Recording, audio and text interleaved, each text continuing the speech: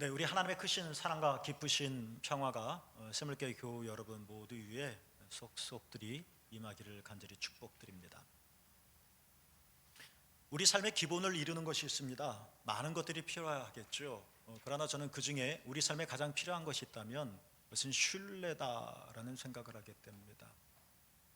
신뢰가 없다면 우리는 서로 믿을 수가 없다면 살아갈 수가 없었겠죠. 사회망은 급속히 무너지게 되어질 겁니다. 이것은 타인과 또는 이 세상과의 관계에서만이 아니라 신뢰라고 하는 것은 자기가 자신과 맺는 일에 있어서도 매우 중요합니다. 내가 나를 믿지 못하면 어떻게 숨을 쉬겠으며 그 다음 걸음을 뗄 수 있겠습니까? 그래서 신뢰는 삶의 기본을 이룬다 하는 겁니다. 이것은 우리가 살아가는 모양만에서만이 아니라 신앙생활에서도 마찬가지입니다.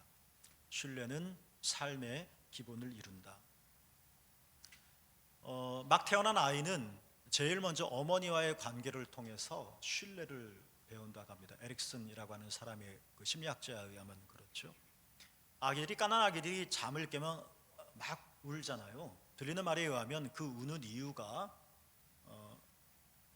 내가 버려졌는지 아니면 나는 여전히 소중한 사람인지를 알아보기 위해서다라고 합니다.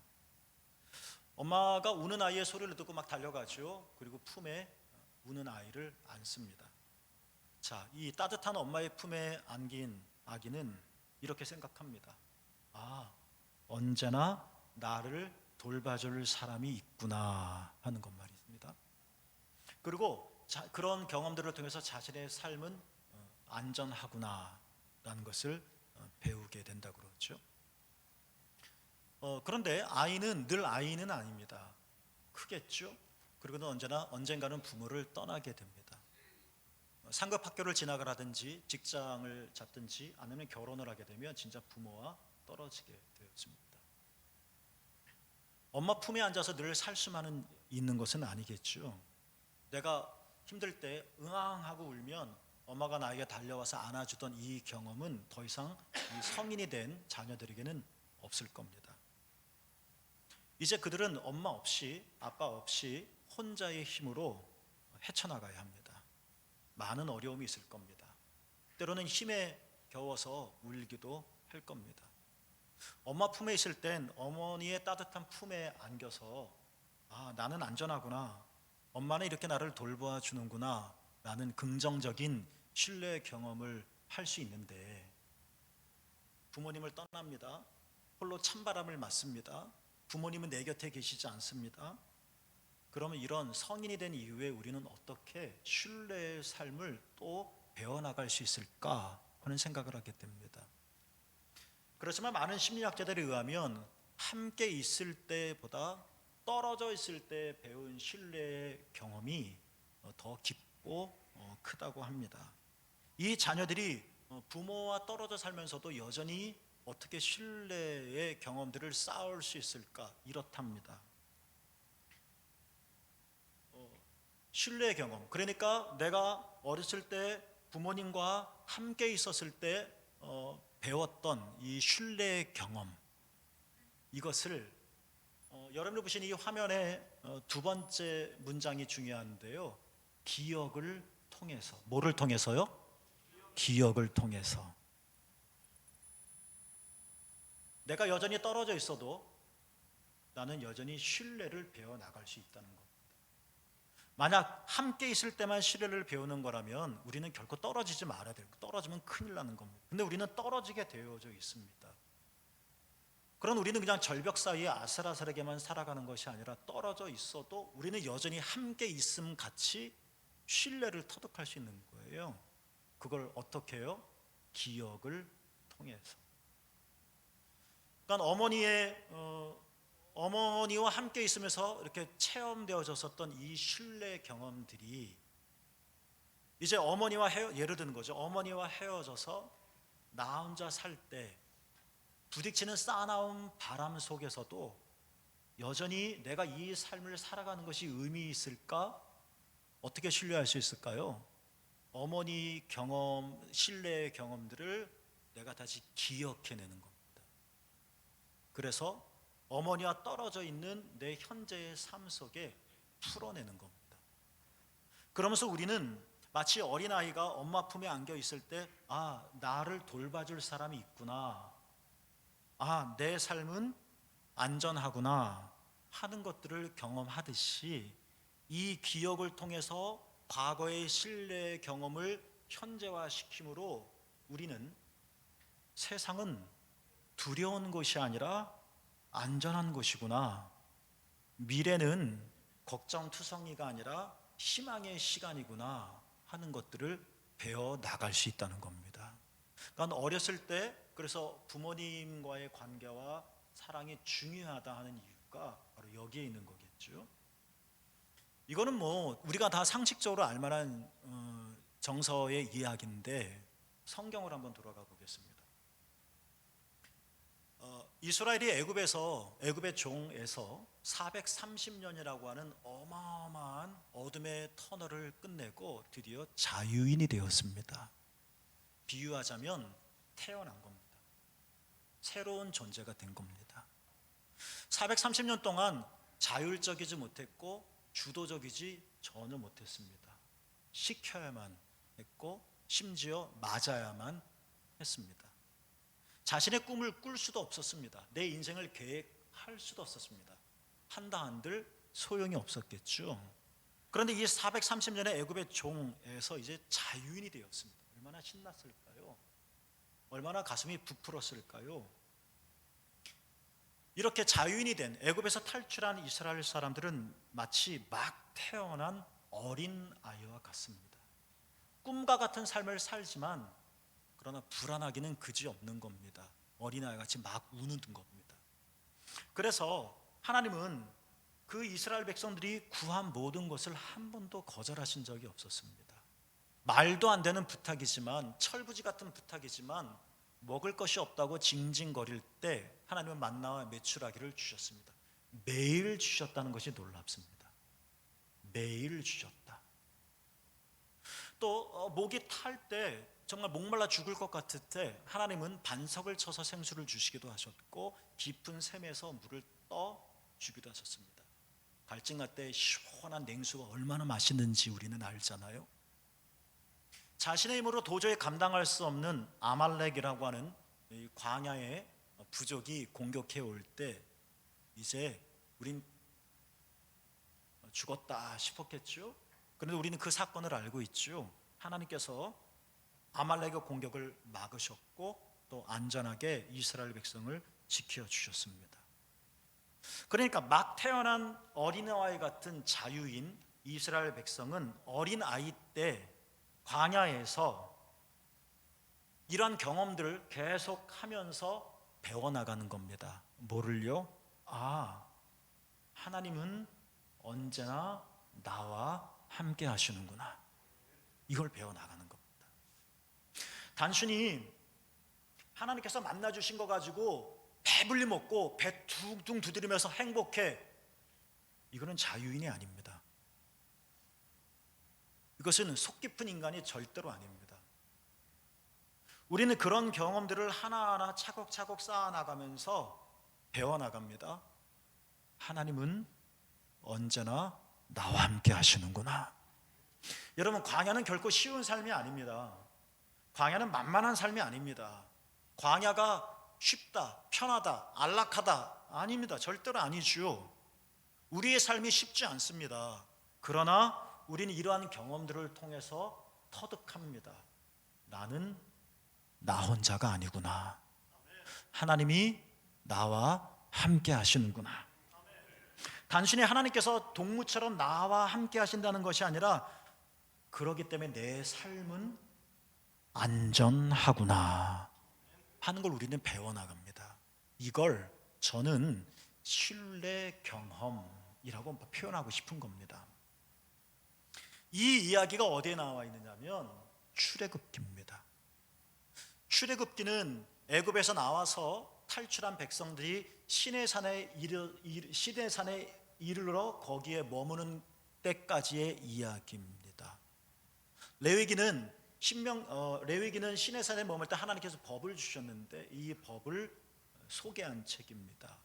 민수기는 시내산에서 약 1년 가까이 머물렀는데 거기서 재정비하고 다시 광야 길을 걸어 가나안을 향해 가는 여정을 소개하고 있습니다.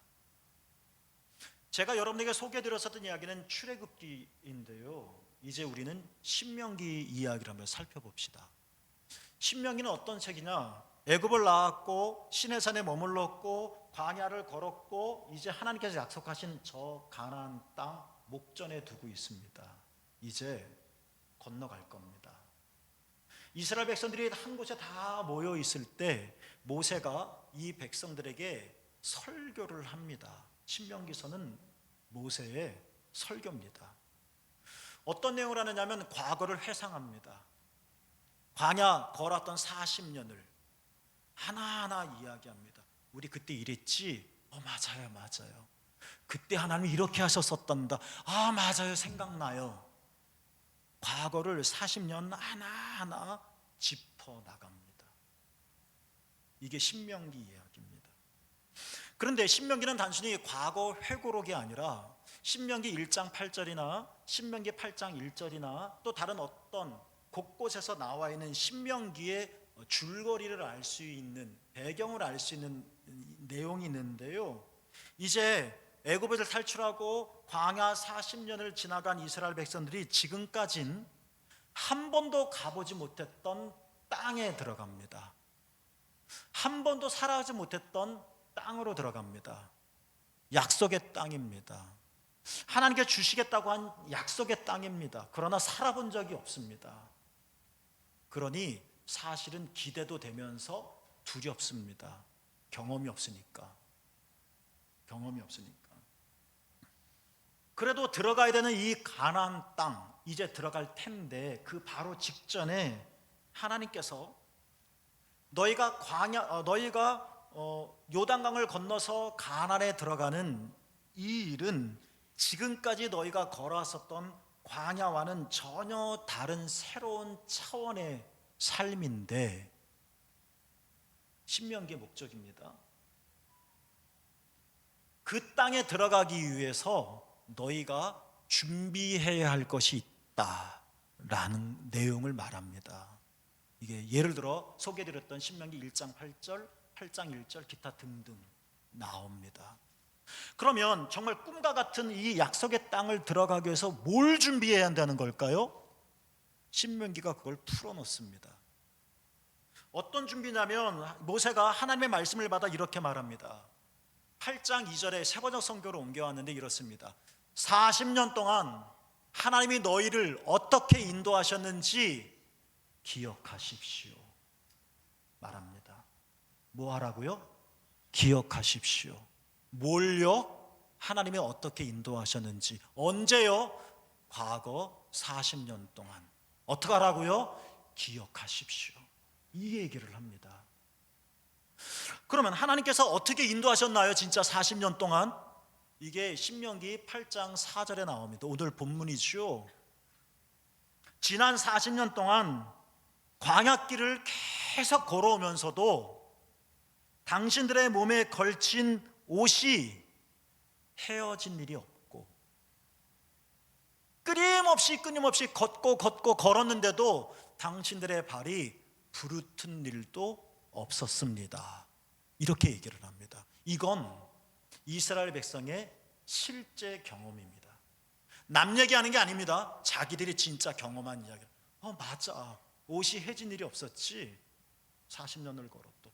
정말 그렇지. 내 발이 부르튼 적이 없었지. 이거는 책을 읽고 감명받아서 줄춘 게 아닙니다. 이거는 영화 보다가 감동받아서 눈물을 흘린 이야기가 아니라 직접 살아온 자신의 이야기입니다. 하나님이 이렇게 옷이 헤어진 적이 없고 발이 부르튼 일도 없게 했다. 이렇게 너희를 인도했다. 8장 4절 8장 2절 그 하나님을 어떻게 하라? 기억하라. 이겁니다. 이게 준비해야 할 내용이라는 겁니다. 자, 그렇다면 8장 2절과 8장 4절을 하나님께서 왜 말씀하셨을까요? 이런 겁니다. 포인트는 이런 겁니다. 너희가 광야 40년 동안 배워왔었던, 하나님이 너희와 함께 하셨었던, 그래서 우리가 배워왔던 이 신뢰 경험을 어떡하라고요? 기억하라. 기억하라. 그래서 이제 너희가 가나안에 들어가면서, 아니 가나안에 들어가서도 소망하고 기대하는 땅이었었지만 한 번도 겪어보지 않은 땅이었기 때문에 설렘과 동시에 걱정도 많은 땅. 그리고 신명기 곳곳에 설명하고 있는 그곳이 빈 땅은 아니었잖아요. 가나안 원주민 7부족이 살고 있었는데 강하고 힘이 세고 수도 많고 물리쳐야지 내가 그 땅에 들어가는데 이거 어떡할 건가? 해결할 문제가 한두 가지가 아닌데 광야에서 40년 동안 배운 신뢰 경험을 기억하고, 그래서 가나안에 들어가면서, 그리고 가나안에 들어가서도 그 하나님이 여러분을 여전히 인도하실 것입니다. 이게 신명기의 핵심입니다. 내가 잘해낼 수 있을까? 내가 이들을 물리칠 수 있을까? 내가 신실하게 살 수 있을까? 여러분이 기억하십시오. 여러분의 발이 부르트지 않았어요? 척이 없지 않습니까? 여러분의 옷이 헤어진 적이 없었잖아요. 맞아요. 내가 경험했던 신뢰 경험, 이거를 기억하라. 내가 기억한 그 하나님이 여전히 여러분을 인도하실 것이다. 그 하나님을 신뢰하라. 그래서 올해 주제이기도 하고 신명기 8장 18절 말씀에 이런 말씀이 나오죠. 함께 읽어보겠습니다. 시작. 내 하나님 여호와를 기억하라.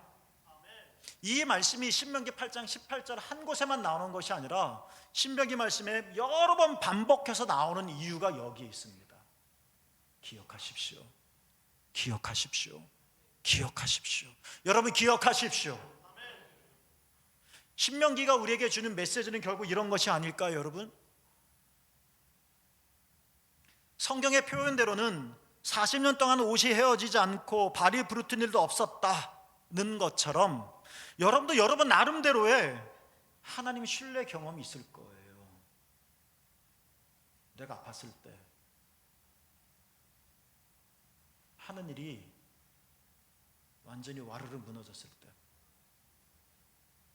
거리에 나 앉을 판이 되었을 때,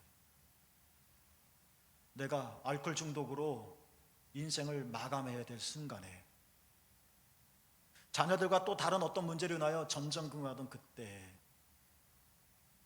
그러나 하나님이 성경 표현대로 옷이 헤어지지 않게 하시고 발이 부르트지 않게 해주셨었던, 여러분이 경험했었던 그 신뢰 경험 말입니다. 이거 잊지 마시고 기억하라는 겁니다. 그 하나님을 기억하라는 겁니다.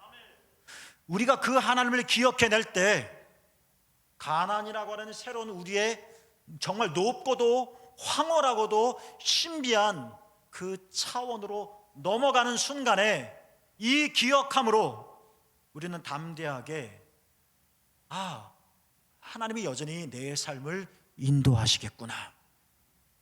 나는 나 혼자가 아니구나. 하나님은 여러분과 함께 하시는구나.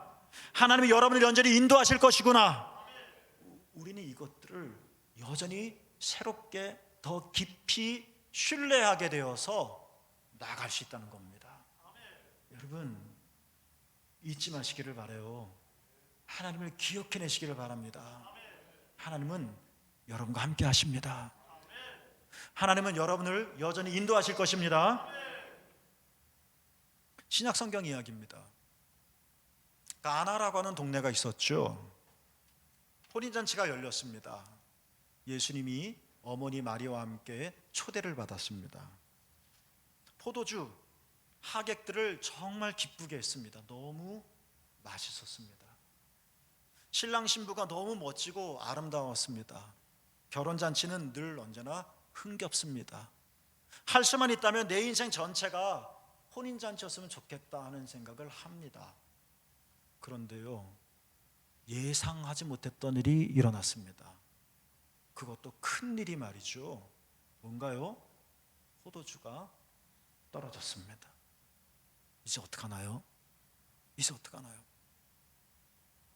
혼인잔치에서 포도주가 떨어졌다. 이것은 진짜 큰 일입니다.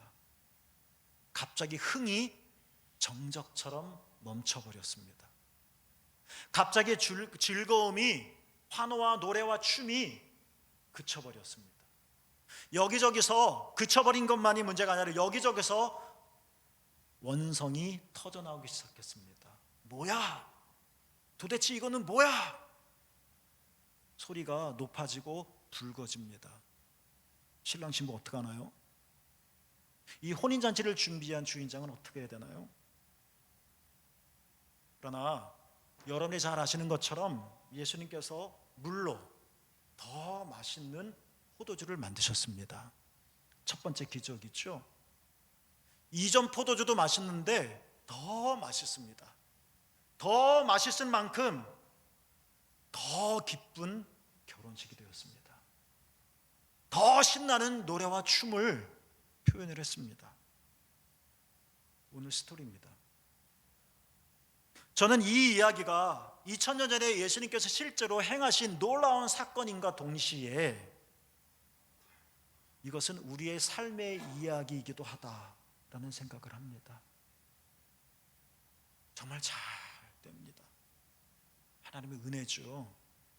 또 어느 날 갑자기 포도주가 떨어집니다. 갑자기 아픕니다. 갑자기 잘 되던 사업이 휘청거립니다. 우리 집엔 이런 일 안 일어날 것 같은데 갑자기 도둑처럼 스며들어옵니다. 삶의 흥이 깨져버렸습니다. 가나의 혼인잔치가 내 삶, 여러분의 삶과 똑같은 이야기다 생각을 합니다. 내 삶에 포도주가 떨어졌다. 이 이야기는 이러한 삶, 우리의 그러한 삶을 직시하게 하면서 동시에 어떻게 포도주가 떨어진 이 막막한 삶 속에서 더 맛있는 삶을 피워낼 수 있을까를 우리에게 알려주는 이야기이기도 합니다. 자, 어떻게 이 일이 일어났을까요? 정말도 생각하지도 못했던 포도주 떨어짐도 있었지만 포도주의 떨어짐을 잊어버리게 할 만큼 더 맛있는 포도주를 어떻게 우리의 삶에서 만들어낼 수 있을까요? 예수님의 어머니 마리아가 이 막막한 상황 속에서 일꾼들에게 이렇게 이야기를 합니다. 표준 세번역인데요. 무엇이든지 그가, 예수님이죠, 그가 시키는 대로 하세요. 이렇게 말을 합니다. 종들은 지금 영문을 모릅니다. 종들도 황당합니다. 포도주가 떨어졌으니까. 그러나 예수가 뭘 시킬지 모릅니다. 어떤 일이 전개될지 알 수가 없습니다. 그러나 예수님의 어머니가 말합니다. 그가 시키는 대로 하세요. 이 말씀을 합니다. 그러자 그 종들이 2장 7절에서 정말 예수님의 말씀을 따라 항아리에 물을 가득 채웁니다. 이거 왜 채우지? 근데 채웁니다.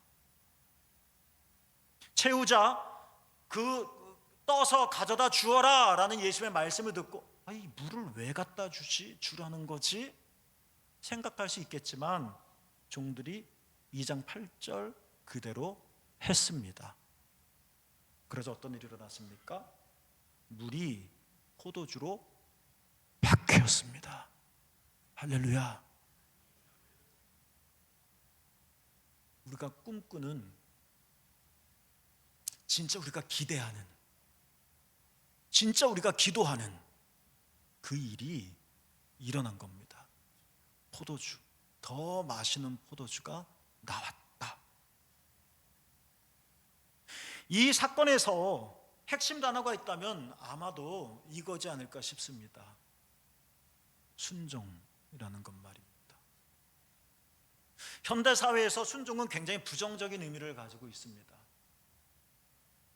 힘이 엄청 세, 그러나 악한 어떤 세력 지도자, 거기서 억압당하고 폭력을 당한 아픔, 그래도 순종해? 개인화되어지고 자기의 인격이 향상되어지기를 원하고 자기 주장을 하는 이 시대의 순종은 비굴하게 여겨질 수도 있을 겁니다. 그러나 이 사건에서 말하는 순종은 그러한 의미의 순종은 아닙니다.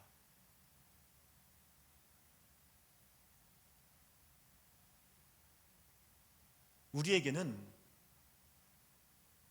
양심이라는 것이 있습니다. 우리가 사용하는 양심의 단어의 개념과 초대교회 헬라어를 썼던 그 고대 시대의 양심이라고 하는 단어의 개념은 분명 달랐습니다. 우리는 고대의 언어를 사용하고 있지 않기 때문에 그 의미가 진짜 뭔지 우리는 일반인들은 잘 모릅니다. 느낌이 없습니다. 학자들은 알는지 모르겠지만 이렇게 개념의 차이는 다르다 할지라도 우리는 어찌됐든 간에 사람마다 양심이 있다 하는 것을 압니다. 비록 양심이 뭔지 신학적으로 학술적으로 쭉 설명을 할 수는 없겠지만 우리는 적어도 양심은 살아있어야 된다라는 말을 하고 있고, 그리고 우리 기독교인들 사이에 양심이 뭐냐 할 때 통상적으로 이렇게 말을 합니다. 양심은요, 성령이 계시는 곳입니다.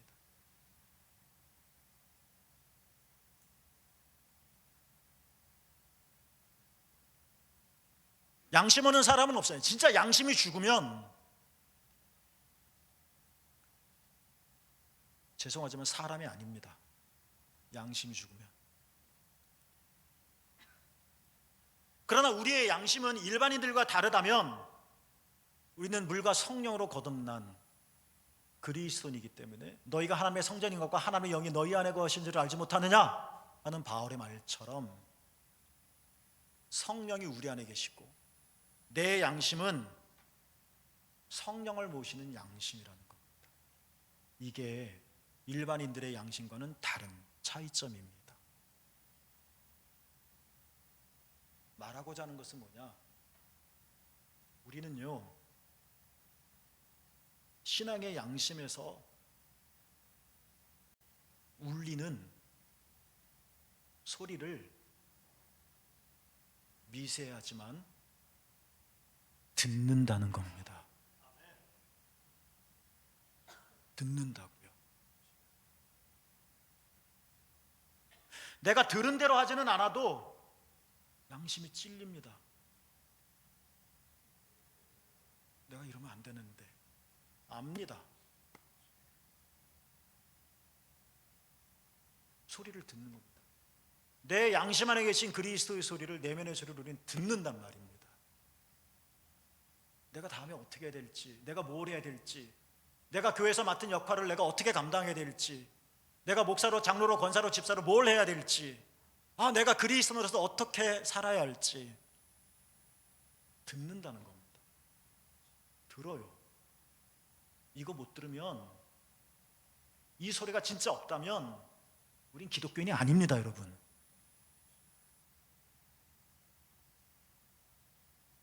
어머니가 말했습니다. 그가 시키는 대로 하세요. 이 말의 의미를 이제 아시겠습니까? 다른 엉뚱한 큰 소리, 휘황찬란한 그런 소리 말고 내 안에서, 양심에서 성령께서 말씀하시는 소리, 시키는 대로 하세요. 시키는 대로 하세요. 순종하라는 겁니다.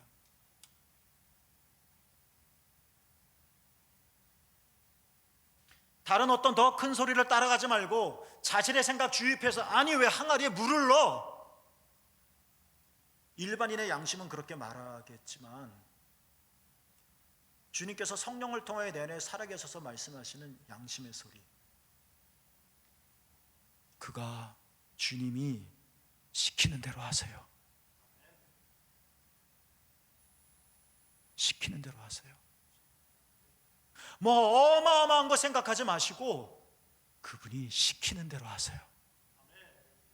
네, 여기서 시키는 대로 하세요. 제 멋대로의 생각이 아니라 듣지만 알지만 여러 핑계와 이유 대면서 주의를 범하거나 하나님을 멀리하거나 기독교의 양심으로 살지 못하는, 그러지 마시고 그분이 시키는 대로 하세요. 이 말입니다.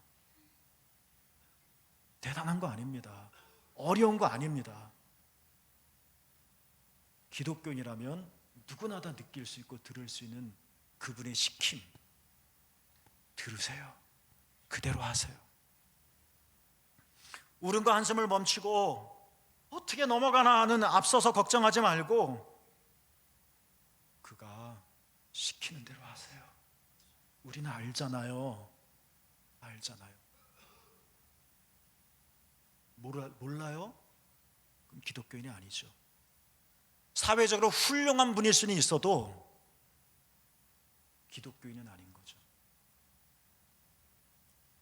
그가 시키는 대로 하세요.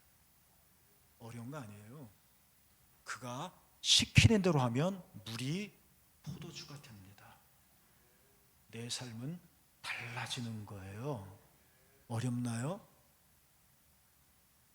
그러면 포도주가 떨어진 상황에서도 우리는 더욱 맛있는 포도주 잔치를 누리게 되겠죠. 그가 시키는 대로 하세요. 더 맛있는 포도주의 삶을 우리는 살게 되겠죠. 그가 시키는 대로 하세요.